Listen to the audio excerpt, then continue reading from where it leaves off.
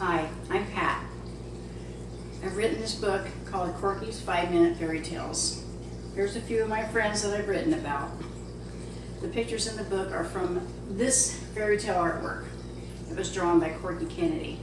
The book has 86 stories and it's available on Amazon.com or at fairytalemural.com. We're going to be reading all 86 stories, so if you'd like to hear all the stories, click on subscribe down at the bottom. If you click the little bell next to it, you'll be notified each time we have a new story ready for you. If you'd like to tell me which fairy tale you like the best, send it in the comments. Here's today's story.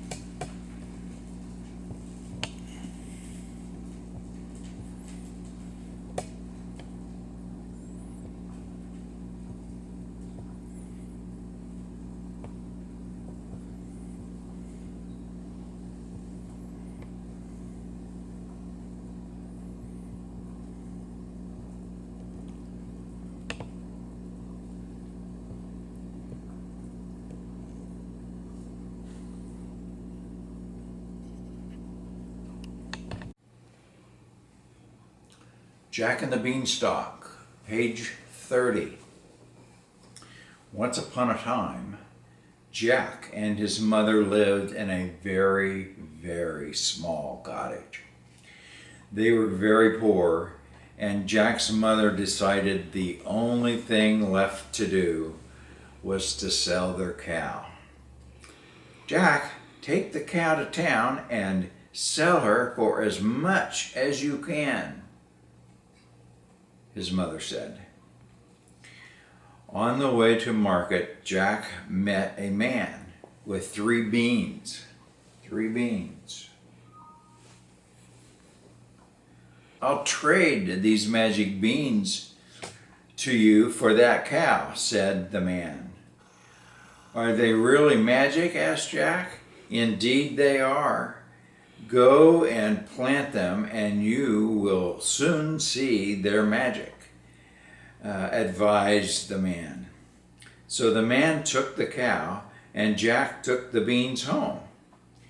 Jack's mother was very angry. How could you be so stupid as to trade our cow for 3 stupid beans? And she threw the beans out the window. The next morning, Jack was shocked when he looked out the window.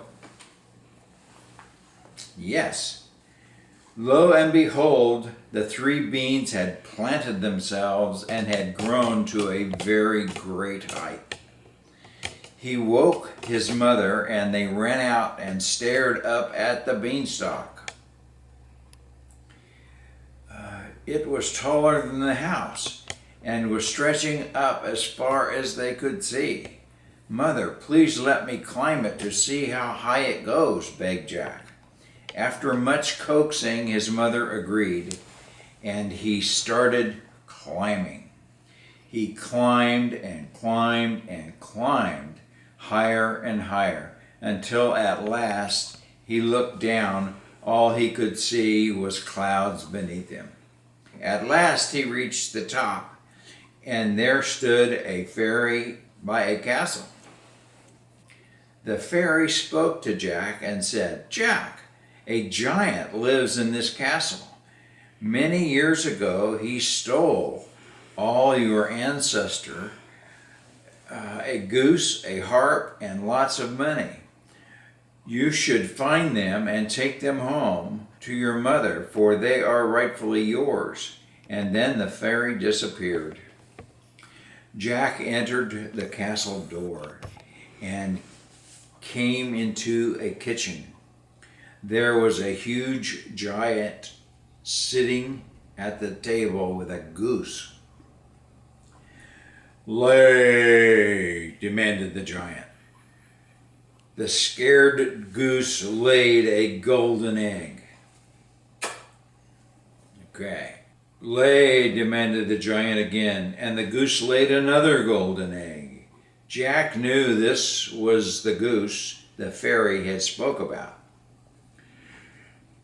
Fee, fi, fo, fum, I smell the blood of an Englishman, roared the giant.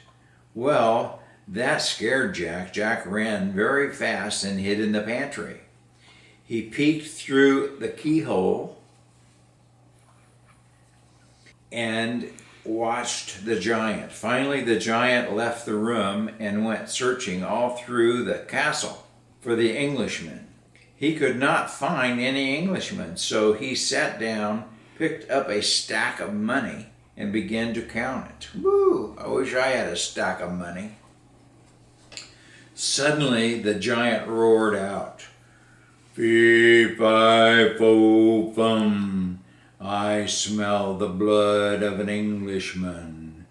Be he alive or be he dead, I'll grind his bones to make my bread.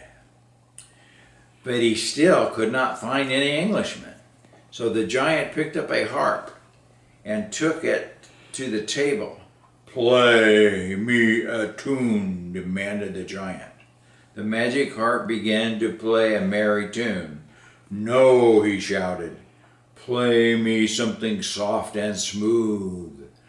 The harp began to play a soft lullaby, so soft and smooth that the giant soon fell asleep.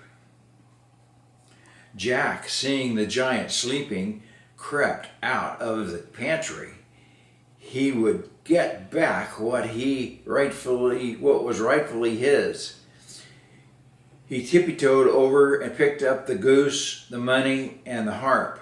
The harp, not understanding why someone strange was carrying him, yelled out, Let me go! The giant woke and started running after Jack, but Jack was really fast. He reached the beanstalk and started climbing down and down and down. The giant was very big and slow, and he could not keep up with Jack. As Jack got near the bottom, he yelled out to his mother, Mother, get the axe. Jack's mother could see the giant and ran and got the axe and handed it to Jack when he jumped to the ground. Jack started chopping madly at the beanstalk. The giant was halfway down when Jack cut through the stalk. Crash! The beanstalk fell to the ground.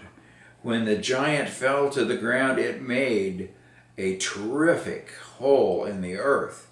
The hole was so deep that the giant was never seen again. Jack and his mother kept the goose and the harp, but they used the money to help all the poor people in the land. The end. I hope you liked today's story. If you'd like to get a copy of the book, you can get it on Amazon. If you'd like to get a small copy of this print, go to fairytalemural.com. Thank you.